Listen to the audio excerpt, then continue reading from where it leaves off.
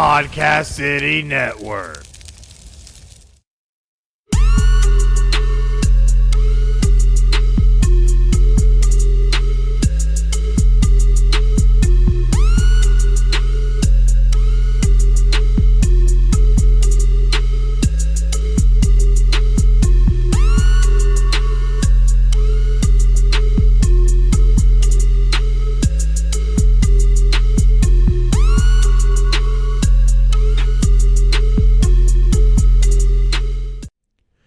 And we are back here on Final Score, and we're going to be kicking off right into our playoff segments because we have not one but two playoffs to preview. A lot of preview going on, but first things first, we're going to kick off with a little bit of the NBA playoffs. It is playoff time, baby. It is playoff time, and I'm so excited because you know what? We were sitting here, I think, not even like a month or so ago, and we were talking about my Orlando Magic and what they possibly could do, and I was on the fence if they could really make playoffs. But you know what? They've been making a push here late in the season, and I'm kind of happy to see what happens next. But looking at the top of the Eastern Conference, we have Milwaukee's currently sitting in the number 1 seed at 59-21. Keep in mind, we do still have about 2 or so games for every team. Yeah, 2 games roughly for each team left. Yes, about 2 games for each team. So currently, Milwaukee will be sitting number 1, but I think they're going to be number 1 regardless, given that the East is what it is. Well, they got a 3-game lead on Toronto, and there's no way. I mean, Toronto won today. They did against Miami. Thank you, Toronto. But at the end of the day, it's still not going to be enough just because we don't have enough games left for them to push into that 1 seed. So Milwaukee will take the 1 seed. Toronto, though, like we mentioned, is going to be sitting at the 2 seed now. The 3 seed also pretty far behind them. So Toronto does have that 2 seed locked up at currently 56-24. I guess actually that'd be 57-24 now. 57, yep. Yeah, now they just beat Miami. So definitely going to be interesting, especially when you start looking down the rest of the field for the East. Philadelphia is 50-30. You have Boston sitting at 48-32. So a lot of teams get a little bit closer. Then you look at number 5. With Indiana at 47-33. It gets a lot closer, but one thing I do look at, you see Orlando right there, 40-40. Number 7 seed. Yeah, 6, 7, and 8 are all literally within a half game of each other. Brooklyn owns the tiebreaker over Orlando, which is why they're sitting 6 instead of sitting 7 right there. Sorry, we're going to take it the old-fashioned way. But even then at 9, you've got Miami Heat, who did lose today. Charlotte actually plays Detroit today at 4:00. So probably by the time you're listening, this game's already over. But a lot of big games are today for playoff positioning. Talking earlier, Miami and Toronto, which just finished up. Toronto and Detroit, Brooklyn and Indiana, Oklahoma City plays today. That'll be a big one. San Antonio just tipped off. Orlando and Boston. Orlando and Boston comes on tonight at 7:30 as well. Golden State Clippers late tonight, and Denver Portland. Mm-hmm. Those are some of the big pivotal matchups for leading into the final couple days of the season here. Definitely. But they're still just all positioned now because we know the West is already locked up. The East is pretty much locked up. I think 1 through 5 is all clinched. Yes, 1 through 5 is all clinched. 6, 7, and 8 is all up for grabs. You still have the Heat and the Hornets who are on the outside looking in currently, but still have a mathematical shot. The Heat definitely took a hit, though, by losing to the Raptors in overtime, mind you. So I'm looking at you, my Detroit Pistons. Yes. You've already been screwing up the last week. Please do not screw up your chances even more and fall out of the playoffs. If you fall out of the playoffs with having Dwayne Casey as your head coach and having as much money into Andre Drummond as you do, please, for the love of God, please at least make the playoffs and give the people of Detroit something to somewhat be happy about. Well, one thing I am going to pull up is that the Magic, who were really skirting the line between being out of playoffs and having that 8th seed, have now pushed themselves into that 7th seed, tied with the Brooklyn Nets at 40-40. And one thing I have to say, an interesting little stat, in the last 10 games for all the teams in the East, Orlando has the best mark at 8-2 over the last 10. Just saying. They've been playing really, really well. And it's actually a great time for them to start playing well because if they end up sitting at that 7 spot, they have a chance against Toronto. Well, they did split the 4 games they had against Toronto this season. A lot of them were pretty close too, so they could have a legitimate shot against Toronto. Yeah, they have a chance against Toronto. I think almost any of those 3 teams, Brooklyn, Orlando, or Detroit, all have a shot against Toronto. If they drop down and play Milwaukee, yeah, I think that's a buzzsaw. You're not going to beat that. No. Philadelphia, I don't think you're beating that either. So I think all the teams are trying to sit in the 7 spot as much as they can, so that way they can play Toronto and actually have a chance to make it out of the first round. Well, Orlando sits in that spot, so hopefully magic can happen. Pun fully intended. Pun fully intended. Fully, man. So as we look over to the Western Conference, like you said, all 8 spots are already tied up. It's now just all about positioning. A lot of things can happen. There's teams that are really close together in these standings, especially when you look at the top half and the bottom half. Golden State is only a couple games above Denver. Denver's been playing lights out, I feel like. So it's really interesting when you're looking at it, how the West could really shape out with only 2 games left for a lot of these teams. Yeah, basically in here, everybody's just, like you said, fighting for positioning now. Golden State pretty much has the 1 seed locked up. Denver can finish no worse than 3. Mm-hmm. Houston could get up to that 2 seed, but basically once you get down into 3 through 8, they're all pretty close. Oh yeah, especially when your AC has 46 wins, which is only 4, 5, 6 games back a third. So obviously there's only 2 games left, but it just shows you how close everything was right there to the end. Yeah, 6, 7, and 8. Even 5. Utah's got 49 wins.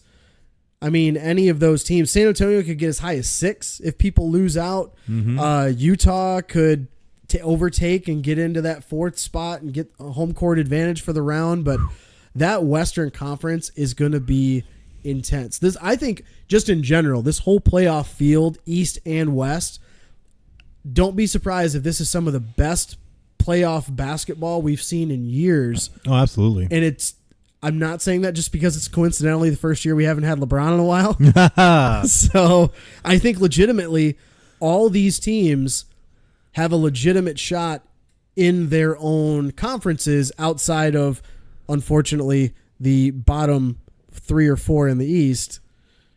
Orlando, Brooklyn, Detroit. No, they don't have any shot whatsoever. But the top 4, top 5 have a chance to get to the Eastern Conference Finals.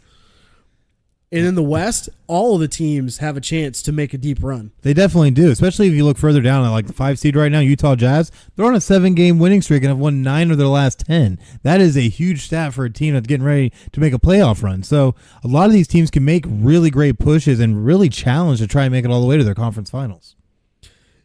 Yeah, so it'll be, like I said, it'll be great playoff basketball. Oh, yes. So we were talking about our predictions yes. before the show here. I wanted to see what you had for your finals. Who do you think is coming on into the finals? Who comes out of the East for you? So it hurts me to pain this just because of where Orlando is seated right now. But I do have Toronto going all the way through, pulling up the upset against Milwaukee and representing the East in the finals to finally show that Canada can play basketball. Well, you're kind of stuck with that pick because you did make that bold prediction at the trade deadline. Yeah, because I'm trying to make it work now, okay? You got to make it work. I mean, they got Marc Gasol, which was a huge pickup, and they've been playing pretty well, but yeah, that'll be. You got to stick with that pick. You're stuck. I have to stick. I have to stick with it. I have to. I really don't have a choice. But they've been playing pretty good basketball when you look at it. And Kawhi Leonard's been playing great. He's averaging almost 27 points a game. So they have a great mesh down there. And Gasol has been playing lights out. I think I saw him play in a game earlier against Miami, and he was just making it happen. So Toronto is still a really good team. A lot of people I've already kind of penciled in Milwaukee to make the run and to be the team to beat with Giannis and everything. But honestly, I feel Toronto has the makeup to really challenge that Milwaukee team and overtake them to win the Eastern Conference. I'm going out on a limb for mine. I see that. So I'm going out on a limb in the East. So the way these match up, if it stays currently the way it is, I think Milwaukee makes the Eastern Conference Finals. They almost sweep Detroit. Almost. I think they win in either 4 or 5 games. It's not going to be much of a series. Indiana Boston's going to be a really interesting series. I think that'll be a good one. Boston's up and down. Indiana's surprisingly playing really well even without Oladipo. Mm-hmm. So that matchup between Milwaukee and Boston is going to be a tough series. I think Milwaukee wins that. Philadelphia is going to take out Brooklyn, and I think they beat Toronto to make the Eastern Conference Finals. Ooh, heard it here first. And I have Philly making the NBA Finals in the East. I got the 76ers. I'm going out on a little bit of a limb here. Wow. You better hope that limb has some support or it's going to snap. So Milwaukee's really good. But I think one of the best teams, just if you look down a roster in a 7-game series, who's going to be the team to beat? Philadelphia has all the tools that they need on an offensive end and defensive end.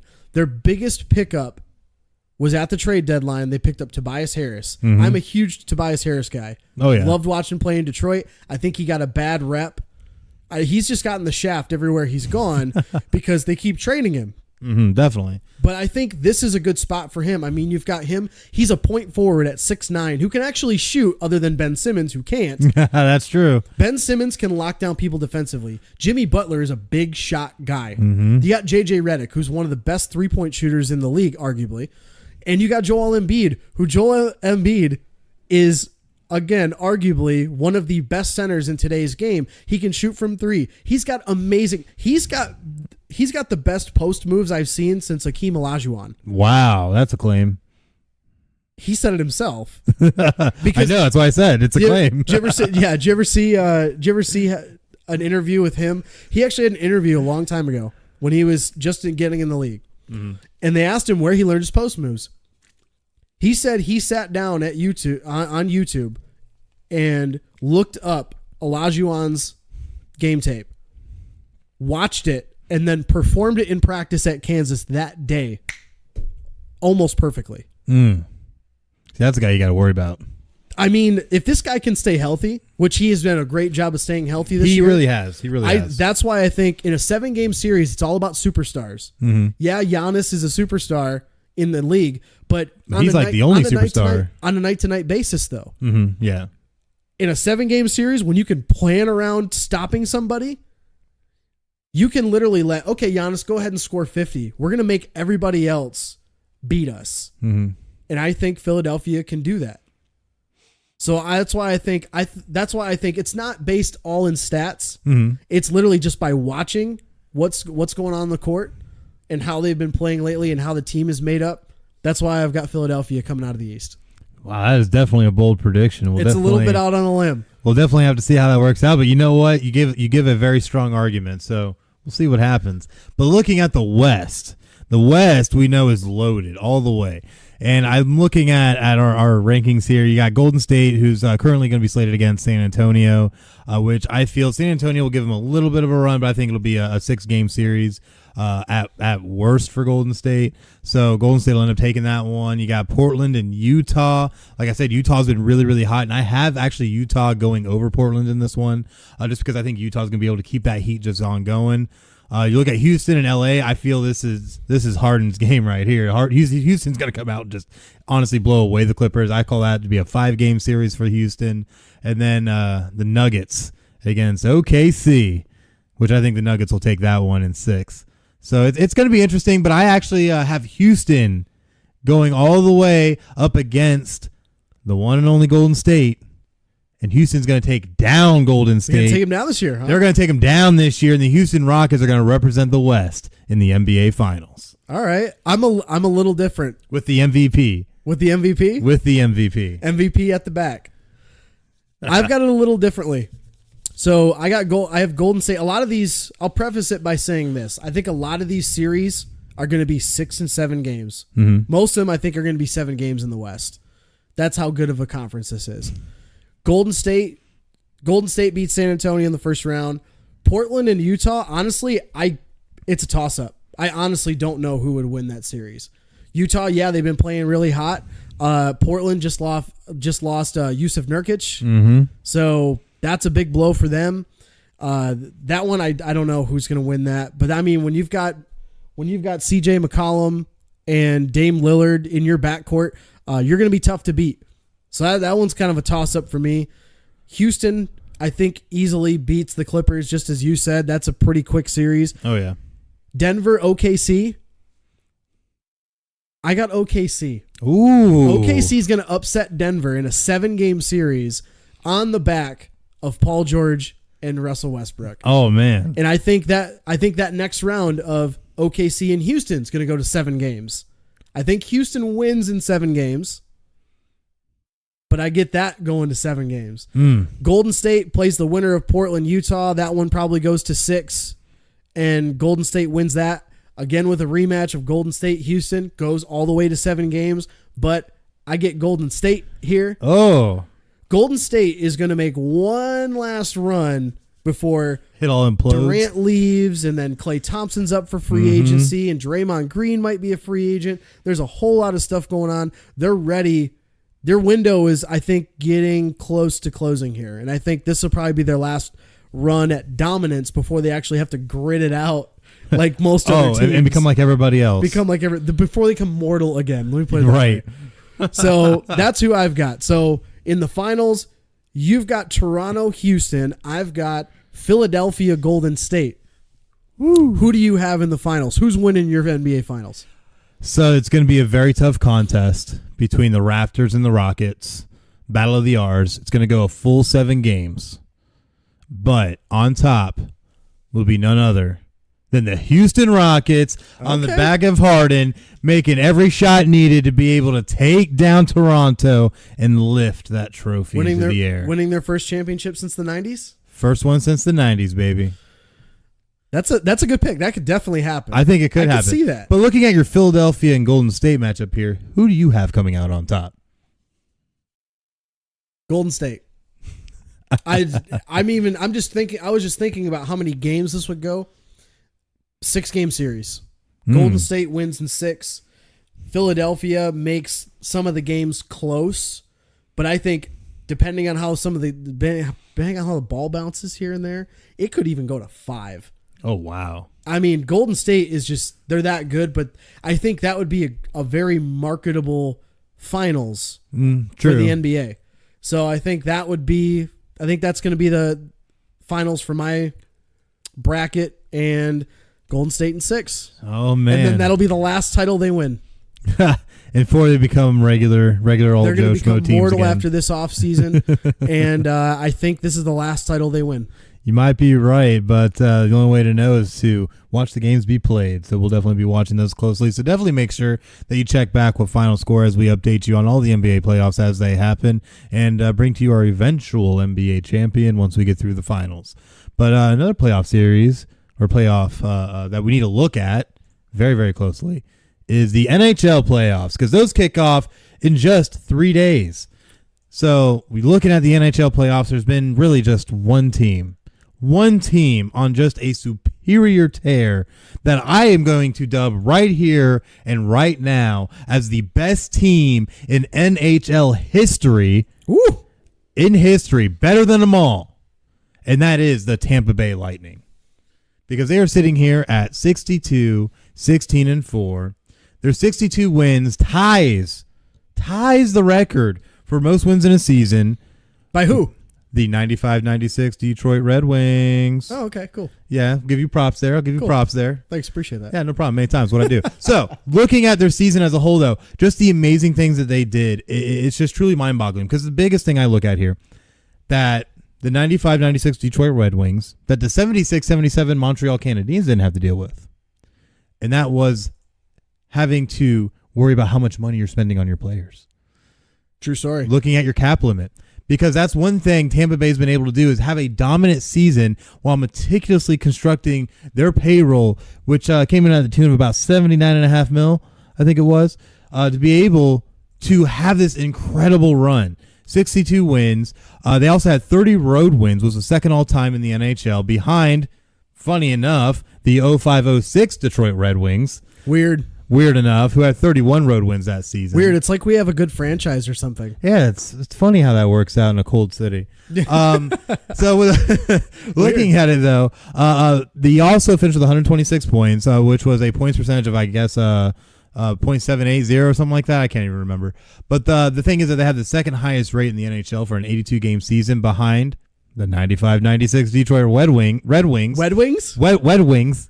I thought I saw a putty cat. But it's also the 5th best mark in NHL history for a team that plays at least 80 games. So it's really it's just amazing just to see what the Lightning have done, because I remember when the Lightning were literally just crap on a log. They just weren't anything worth, because when they lost guys like LeCavalier and stuff like that, they just weren't competitive anymore, and really were just kind of muddling around in the dirt for a while, or in the ice as the case may be. Yeah, until a guy came along to take over their hockey operations by the name of Stevie Yzerman. That's right. Yeah, I wonder what franchise he's from. Man, where did he... Was it the Detroit Red Wings? You are correct, sir. Oh, man, I'm one for one. You are correct, sir. But, hey, it makes a huge impact when you're able to get a guy who's been able to have success with a franchise like that. So he comes on over and he was able to make all these moves and be able to make this team into what it is now. He even did a little bit of rebranding and try and give it a better look even. But Tampa Bay is now only the second team in NHL history to post 4 different winning streaks of 7 games or more in a single season. That is crazy, especially with how long the NHL season is. The other team, though, to do that, the only other team, 83-84 Edmonton Oilers. And guess who their star player was? Gretzky. Messier. That was a lot. That team was nuts. Yeah. Obviously, I'm not old enough to have watched it. But, of course not. But it's like... We're not that old. But I have seen like old games. You know, they do on like Classic. You can go and look up in old games and stuff. That team was sick. Oh, that team absolutely. was sick.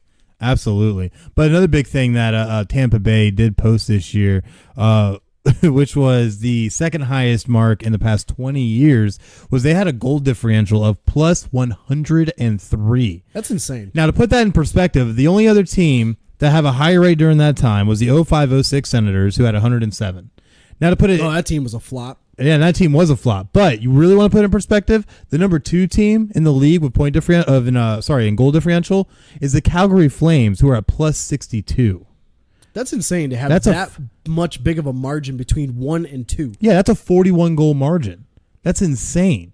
And that's the thing I see, is that they've just been absolutely killing it. Which, we had talked a little bit earlier about the average goals per game, which Tampa, I guess it's at 3.96, I think it is.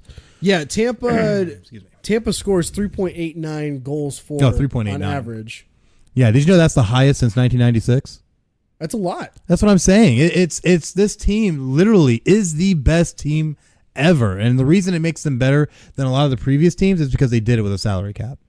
They've been able to make this happen while trying to spend and construct a roster that doesn't go over your cap and is affordable to try and set yourself up not only for now but the future. Because that's another big thing, is that when you look at the roster, it's not set up to just win now. They're set up. They're trying to win. They're trying to hit a window right now. Right. So they want to hit that dynasty window. Yeah, everybody does. Everybody wants to be the next Golden State or Detroit or a team that could be good and stay good. Right. That's what you always want. You want that longevity. Yeah, and just a couple other things that they've been crazy good at, just to kind of add to your point. Mm-hmm. Goals against per game, they're still top 10. They're number 7 at just under. There's a 2.7. They're leading the league in power play percentage, and they lead the league tied with their first round matchup, Columbus Blue Jackets, in penalty killing percentage. So that just goes to show you, it doesn't matter. They're on both ends of the ice. They're dominating. They're just flat out dominating people. Absolutely. And doing it somewhat convincingly. And looking at it too, not only convincingly, it's just they've had 37 games where they've scored 5 or more goals this season. They've had 19 games where they've scored 6 or more. 6 or more. Don't mind me. I'm tongue-tied. I'm excited. I mean, it doesn't hurt the fact when you got Nikita Kucherov that leads the league in assists, leads the league in points, goals created, points per game, and assists per game. Just to name a few categories. Oh, did you know they also lead the league and are set the record for 29 come-from-behind wins? They played inspired hockey. Because the team that held it before them was the 2015-16 Capitals, which we know how that ended. So I'm just looking at the Lightning, and it just boggles. So look at stats, offensive, defensive. So are you just saying, like, don't even play the rest of the playoffs? Just crown them right now? Just crown them right now. It's just already crown over. them right now? It's already over. It's already over. Because they've been able to just do all this and shattered So 100 have been shattering records. It's amazing. So even though you've got all them winning, you got them winning everything, don't even play the rest of the playoffs. Let's just say they were going to play the playoffs just because. Okay, let's say they're actually going to start this in 3 days. If they were. So you're already going to have them beat Columbus in their first round. But what about the rest of the East? Okay, Who do you think might play them? So let's see the teams that are going to end up just falling by the wayside to the Lightning in the lead up for what they have. Looking in the Eastern Conference, the other victims that Tampa will run through are teams such as you're going to have the Bruins and the Maple Leafs right now. Which if nobody knows as of this recording, these are set seedings. All the games are over as of last night. So this is where everybody's going to play. You're going to have Boston and Toronto, which I think will be a really great season. Boston's been playing very good hockey, but Toronto has been a team that's really been thirsty for a long time, especially after they made the finals not too long ago and were ousted. So I know they really want to try and have another shot at that Stanley Cup and play some inspired hockey. Led by a traitor. What? Led by a traitor. Led by a traitor. But like I said, even though all that, Boston, though, I still feel is playing hot enough, they're going to take down the Maple Leafs. Calling it now.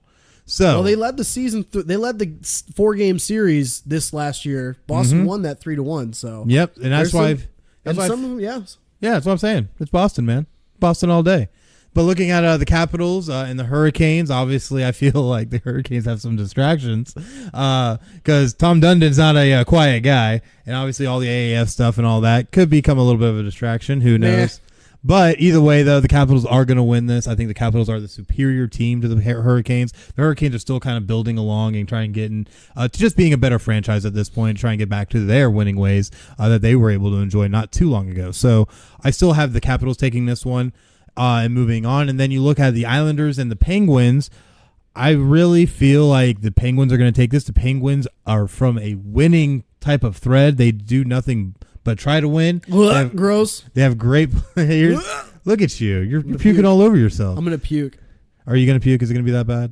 I think you'll be okay. I think you're just hating because you're a Detroit fan. Oh, so, yeah. That's the only reason. How do I even have you on this show? All right, so because I have to balance out your bias with my bias. That's true because we're on such different ends of fandoms that it just helps keeps everything going. Yeah, we got to balance it out a little bit. FinalScore is really about yin and yang. It's why we have two colors on the logo. But looking at it, Pittsburgh's been a great team. They really play hard, especially when they get into playoffs. So I feel the Penguins really could make a good push here and get past the Islanders. But again, the reason I'm not going into more details about any of these is because they're all going to fall to the Lightning, the best team ever. So who's going to play the Lightning in the Eastern Conference Finals? So you said you got the Caps and the Penguins winning. Mm-hmm. So who of those two teams is going to play the Lightnings? All right. So between the Caps and the Pens, because we already know what's going to happen with the Bruins when they go up against the Lightning, it's going to be the Penguins. I really feel the Penguins are going to make that run. Really? Yeah, I'm calling it now. Okay. Going to call it now. Okay. Yeah, Penguins are going. They're going to beat the Capitals in a stunning upset and face the Lightning and then get swept. Oh, I don't know about that. Oh, I'm calling it. You get Sidney Crosby in the NHL's spotlight. You get them in the NHL spotlight. Gary Bettman doesn't allow that. I can go buy him a new broom right now. Gary Bettman does not allow Sidney Crosby to go down getting swept like that. Swept. Gary Bettman call it a bold prediction. Gary Bettman loves his Sidney Crosby. Oh, he does love his Sidney Crosby. Yeah, he gave them a Stanley Cup against the Red Wings one year when we should have beaten them. Getting swept. But that's just besides the point. Totally swept. So you think they're just going to go undefeated throughout the whole playoffs? I think they'll sweep the Blue Jackets. I think they'll sweep the Bruins, and I think they'll sweep the Penguins. Get out of here. I am calling it now. Get out of here. But they will not sweep who I have winning the Western Conference. All right. Well, I have it going a little bit differently in my Eastern Conference. I have the Lightning against the Blue Jackets. They swept the season series. I do think they sweep that as well. The first round matchup. Boston-Toronto is going to be a really good matchup, but I think Boston wins that. Capitals-Hurricanes. Capitals easily win that because just based on goal differential, they're +7 in that series against Carolina, which is huge. Yeah, and I think that's a pretty big margin. So they win that. Islanders-Penguins, that's going to be a tough one just because of how close these two were in the series. 2 of their games went to shootouts. But I think that goes to a 7 games, and I think the Islanders take it in 7. Islanders take it in 7 at home. And then you got Caps, Islanders. Caps win that in probably 5 or 6 games. Lightning, Bruins. That goes to 6 games, 5 or 6. And then Lightning, Capitals, a rematch of last year, goes to 7 games. Oh. Lightning win in 7. So you're calling for the Lightning to have to grind it out. Well, Washington, you remember what happened when those two met in playoffs last year. Oh, yes. Tampa Bay is going to be out they're going to be out for retribution. But Washington's not going to make it look easy. They're not going to make it easy at all. No, definitely not. I think it goes to 7, maybe 6 games. But I think it goes the distance. And Tampa Bay does make the finals in the East. So I also have the same East matchup that you do. Funny how things work out just a little bit differently. But looking down that listing, though, let's take a look over at the Western Conference. Looking at the Western Conference, there are a lot of notable teams here that could make some noise, including the sorry, I'm all over the place. Including Calgary, obviously, San Jose, who's been making a nice little tear. Even though they haven't looked the best their last 10 games. Vegas is still sitting there. Nashville, who's looked great. So a lot of teams that really could make some moves. When I'm looking down this listing of these matchups, though, oh my goodness, my computer's trying to catch up with me now. So we have the Calgary Flames and obviously the Colorado Avalanche. I think the Flames will beat the Avalanche probably in 5 or 6 games. Really just depends upon how inspired the Calgary Flames are coming out the gate. Looking at San Jose and the Vegas Golden Knights, Vegas is not the same team that they were last season. I'm calling this right now. That's going to be the best series in the first round in all the NHL playoffs. You know what? I'm going to actually have to agree with you because even though Vegas is not as good as they were, they are still a very formidable team. And I think them and San Jose will mix up for probably one of the best series in this entire playoff. And then looking down the line, you have Nashville and Dallas. I have Nashville going over in 6. Winnipeg and the St. Louis Blues. I have Winnipeg going over in 6. So it's going to be interesting. And then looking at Calgary, San Jose, that's going to be an interesting one, but I have Calgary going over. That one also in 6. Seeing a little theme here. And then you have Nashville and Winnipeg, which I think actually Nashville will beat Winnipeg in 5. But then once you get down to the Calgary Flames, the Nashville Predators, I think this series will go all 7 games, with Calgary inching it out at the end and being able to go on to the Stanley Cup to face that team. Who are they? Oh, yeah, the Tampa Bay Lightning, who are the best team in NHL history. So, just a little side note. All right. It's not bad. Not bad. My matchups, Calgary will easily take care of Colorado. That one's they've beaten them all 3 times they played them this year. Mm-hmm. I already talked about how good of a first round matchup San Jose Vegas is going to be. Oh, yes. So they've tied their season series 2-2. Mm-hmm. One of their games gone to overtime. But when Vegas wins, out of their 2 wins from Vegas, they've scored at least 6 goals in both of those games. And they have a goal differential of 10 plus 10. Mm-hmm. True story. But in the games that the Sharks have won, it's been by one goal. So it's going to be a very back and forth series. I'm really, really excited to watch that. Nashville and Dallas, that had 2 overtime games in their season matchup. Predators won the series 3-2. Nashville winning the most recent game of that series. I think that one goes close to 7 games, but Nashville wins that. Winnipeg, St. Louis. Winnipeg won their season series matchup 3-1.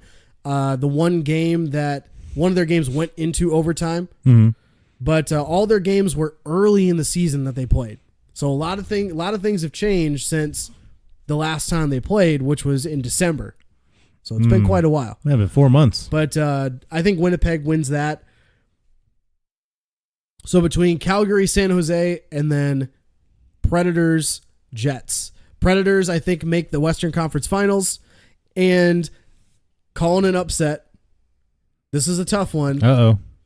San Jose upsets Calgary and then goes on to beat the Predators to make the Stanley Cup Finals. Oh, wow. San Jose Sharks make the Stanley Cup? So I have the San Jose Sharks getting to the finals against the Tampa Bay Lightning. Well, that beckons the question then. Tampa Bay Lightning, San Jose Sharks. Who do you got for the Stanley Cup? So these two teams, Tampa Bay and San Jose, they're the two highest scoring teams. Well, San Jose is tied for second with Calgary, but they're the two highest scoring teams in the league in goals average per game. Mm-hmm. Which San Jose's got 3.5, Tampa Bay's got 3.8, almost 4. Yep. The big question here is going to be: can San Jose? Can they have enough good play, really good play out of their goaltender? And on defense, their penalty killing, they only kill 80%, which is not good. That's like middle of the pack in the league. That's very middle of the pack. It's very middle of the pack. So they're going to have to really play very, very well to even get to that point. And Calgary's going to be tough. They might not even make it out of the first round of Vegas. But I want to kind of go out on a limb here and take a team that I think could get hot and make a run. So that's why I'm going with San Jose. I think Tampa Bay wins in 5 or 6 games, probably 6, just because the NHL, the way that finals go nowadays, you don't see many 4 or 5 game series anymore because of, not because anything's rigged or anything, but it's the marketing aspect and, all the TV ratings and money that's involved. Yeah, you got to get your bang for your buck. Yeah, so I think Tampa Bay beat San Jose in the Stanley Cup playoffs to finally win another Stanley Cup. Very nice. Very nice. I got to give you props. San Jose Sharks. I bet you the fans out there in Cali are loving you right now. But if we have any fans that are listening out in Cali, first of all, that's awesome. That is awesome. I mean, we're on the East Coast, so that's great. But that's tough because San Jose and Detroit used to have some great playoff matchups, and we would hate each other as far as fan bases go. Right. Now being in separate sides of the conference line, it's a little different for us now, but it's always a good matchup.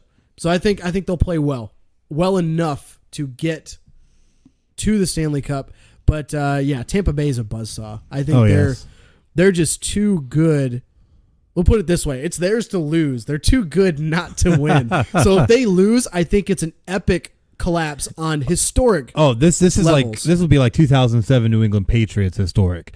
Undefeated season, losing in the Super Bowl kind of thing. So I don't see that happening though. Tampa Bay Lightning I have going up against Calgary Flames. Calgary has been playing, like I said, inspired hockey this season and has been able to really cement themselves as the number 2 in my opinion. But Calgary just can't hold a flame to the Tampa Bay Lightning. I see what you did there. Haha. I see what you did there. Yes, but I have the Tampa Bay Lightning. This will be the first time they lose in the playoffs, but they will still take this series in 5 to 6 games. I have to agree there. I think it'll go 6. I think, like I said, Calgary likes to play inspired. I think they'll pull a couple from Tampa, but that'll be about the extent of it. And Tampa, again, will hoist Sir Stanley's Cup once again. So do I get to call you out like next week if Tampa Bay loses a game in the first round already? I will take it on the chin. You'll take it on the chin? I'll take it on the chin. All right, we'll have to see if your sweep prediction all the way to the Stanley Cup final is true then. Bold prediction. If it happens and I didn't bet on it, I'm going to be very angry at myself. I would be angry at you too. We could use it.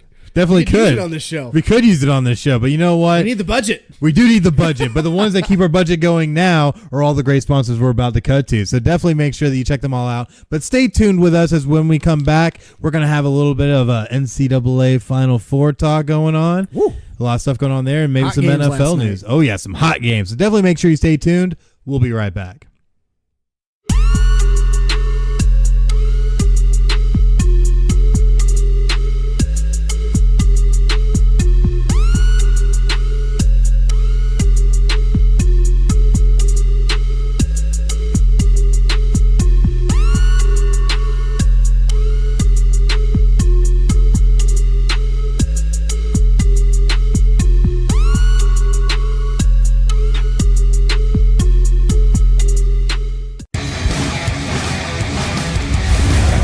Podcast City Network.